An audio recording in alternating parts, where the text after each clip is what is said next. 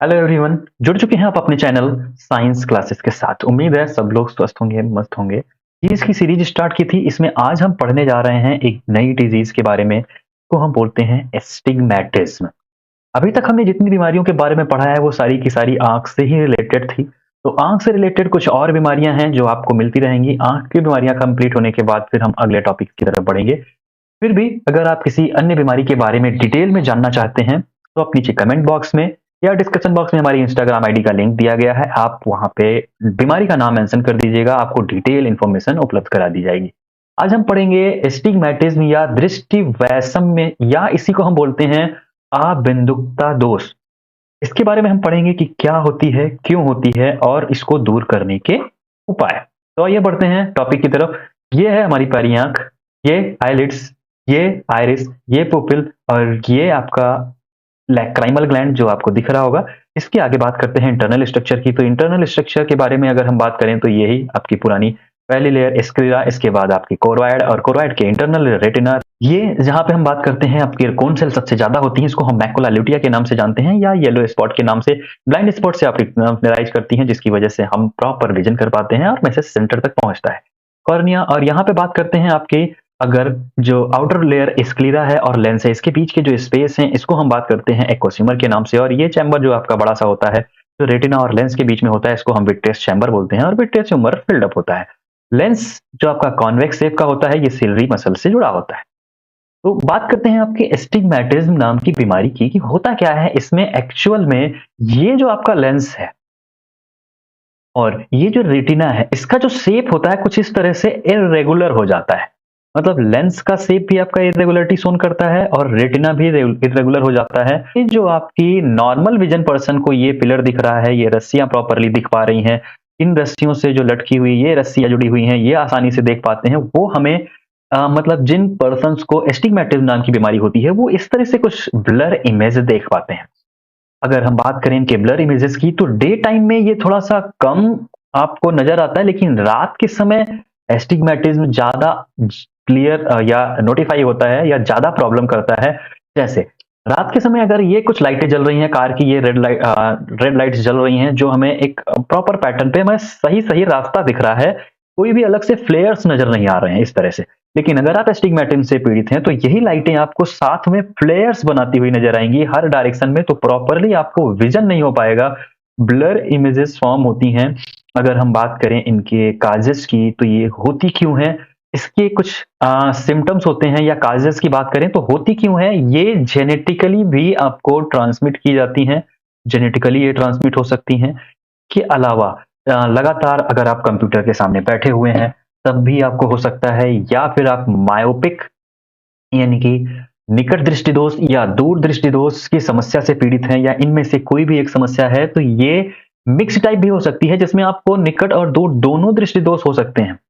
ना आपको दूर की चीजें भी क्लियर नजर आ रही हैं ना पास की चीजें, तो उस कंडीशन में भी ये एस्टिग्मेटिज्म को टोटल हम 3 पार्ट्स में बांट देते हैं। अगर सिम्टम्स की बात करें तो आपका सिम्टम्स स्क्विंट नजर आते हैं, मतलब भेंगापन हो सकता है, ब्लर इमेजेस नजर आती हैं। इसके अलावा आपकी जो ये सिलरी मसल्स थी ये वाली, इन मसल्स पे आपके स्ट्रेस यानी कि तनाव देखने को मिल सकता है। इसके अलावा हेडेक हो सकता है, आंखों में जलन हो सकती है। काजेस एक पर्टिकुलर डिटरमाइन नहीं है, बट हाँ लगातार कंप्यूटर के सामने अगर आप बैठे हैं, नजदीक से टीवी देख रहे हैं, या आपको कोई चोट लग गई है, या जेनेटिकली ये भी देखने को मिलता है, तो ये कई सारे इनके काजेज हो जाते हैं। अब इन काजेज के बाद अगर हम बात करें तो इनके ट्रीटमेंट के कुछ पैटर्न की बात करते हैं कि होता क्या है। जो नॉर्मल आईज होती हैं उसमें जो लाइट रे पार आउट होती है किसमें से, लेंस से, तो सीधे रेटिना पे एक इमेज फॉर्म होती है और फोकल पॉइंट पे बनती है, इसलिए प्रॉपर इमेज नजर आती है। लेकिन जब हम केस की बात करते हैं एस्टिग्मेटिज्म की, जो रे जा रही होती है क्योंकि इसका शेप इरेगुलर हो चुका होता है, तो इसलिए मल्टीपल इमेजेस या मल्टीपल लोकेशन पे इमेजेस बनती हैं, तो एक ही इमेज की कई सारी फोटोज नजर आती हैं। इसी वजह से हमें ये सारे के सारे प्लेयर्स नजर आते हैं। अब बात करते हैं इनको कुछ दूर करने की उपाय। तो ये नॉर्मल कंडीशंस की जो रेज हैं ये जा रही होती हैं, अगर हम साथ में क्या अरेंज कर दें, सिलिंड्रिकल लेंस से बचने का सिंपल सा उपाय है, आप यूज करते हैं कौन सा, सिलिंड्रिकल लेंस। सिलिंड्रिकल लेंस जैसे कि आप बात कर सकते हैं सिलेंडर की जैसा, इस तरह से कुछ होता है। ये होती है सिलिंड्रिकल शेप और इस शेप का आपका लेंस यूज हो किया जाएगा। और जब ये लेंस यूज किया जाएगा आपके चश्मे के रूप में, स्पेक्टेकल्स के फॉर्म में आप यूज कर सकते हैं। इस तरह से कुछ आप चश्मे के फॉर्म में यूज़ कर सकते हैं। जब आप चश्मे के रूप में इसको लगाएँगे तो होगा क्या, आप जब देखेंगे चश्मे के उस पार जो सिलिंड्रिकल लेंस है, तो ये जो इमेज पहले से धुंधली नज़र आ रही थी, इस तरह से आपको क्लियर विज़न हो जाएगी। इसके अलावा आप कॉन्टैक्ट लेंसेज़ यूज़ कर सकते हैं इनसे बचने के लिए, या फिर एक और ऑप्शन देखने को मिलेगा आपको, सर्जरी। सर्जरी के माध्यम से भी आप इससे छुटकारा पा सकते हैं। तो जब आप ये लेंस लगाएँगे तो ये आपकी जो मल्टीपल इमेजेस बन रही थी, यहाँ पे अलग-अलग डायरेक्शन से रेज़ डाइवर्ज हो जा रही थी। इनका जो रिफ्रैक्शन पैटर्न था, यानी कि अपवर्तन जो था, इसका पैटर्न बिल्कुल चेंज हो चुका होता है। ये सही हो जाता है जब आप सिलिंड्रिकल लेंस यूज़ करते हैं और ये सीधे-सीधे एक पर्टिकुलर इमेज बनाती है, तो आप क्लियर विज़न देख पाते हैं कुछ इस तरह से, जो चश्मे के उस तरफ आपको नज़र आ रहा होगा। अगर पहचानने के कुछ तरीके हैं टेस्ट करने के कि अगर आप एस्टिग्मेटिस से पीड़ित हैं या नहीं, तो आप देखिए ज़रा, ये एक सर्कल बना हुआ है। इस सर्किल में देखिए ये ब्लैक कलर की लाइनिंग है एक करके एक। अगर आपको ये ब्लैक लाइन्स, मल्टीपल लाइन्स नज़र आ रही हैं, तो आपकी ये हेल्दी विज़न है। लेकिन अगर ये ब्लैक आपको कुछ इस तरह से सिल्वर कॉइन जैसा नज़र आ रहा है, जिसमें ब्लैक आपको कुछ नहीं नज़र आ रहा है, तो आपको अपने नज़दीकी डॉक्टर से सलाह लेनी चाहिए, क्योंकि आप हो सकता है एस्टिग्मेटिस्म से पीड़ित हों।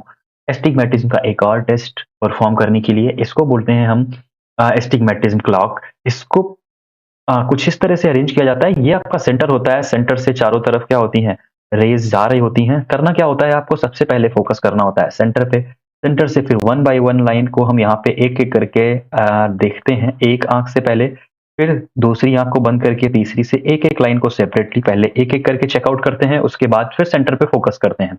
अगर ये सारी लाइनें हमें अलग-अलग सेपरेटली नज़र आ रही हैं, यानी कि जो सेंटर पॉइंट है, जंक्शन, ये आपका पूरा का पूरा गोला डॉटेड नज़र आ रहा है, यानी कि स्फीयर कैसा बना है, डॉटेड से, तो इसका मतलब आप नॉर्मल विज़न है। लेकिन अगर आपको ये जो डॉटेड स्ट्रक्चर्स नज़र आ रही थी जिसकी हम बात कर रहे हैं, ये स्ट्रक्चर जो आपको डॉटेड है, यहाँ पे जो सर्किल है, अगर ये सर्किल आपको कंप्लीट नज़र आता है, तो इसका मतलब आप पीड़ित हैं इससे, एस्टिग्मेटिस्म नाम की डिजीज़ से, यानी कि दृष्टि वैषम्य। उम्मीद है दृष्टि वैषम्य से संबंधित जो भी इन्फॉर्मेशन चाहिए होगी वो मिल चुकी होगी। अब डिटेल में समझ गए होंगे कि एस्टिग्मेटिस्म कैसे होता है, क्यों होता है और कैसे हम इससे छुटकारा पा सकते हैं। चैनल अगर सब्सक्राइब नहीं किया है तो हमारे चैनल को ज़रूर सब्सक्राइब कर लें, और अगर किसी नई बीमारी के बारे में जानना चाहते हैं तो नीचे आपके लिए कमेंट बॉक्स या इंस्टाग्राम आईडी आपको ओपन है।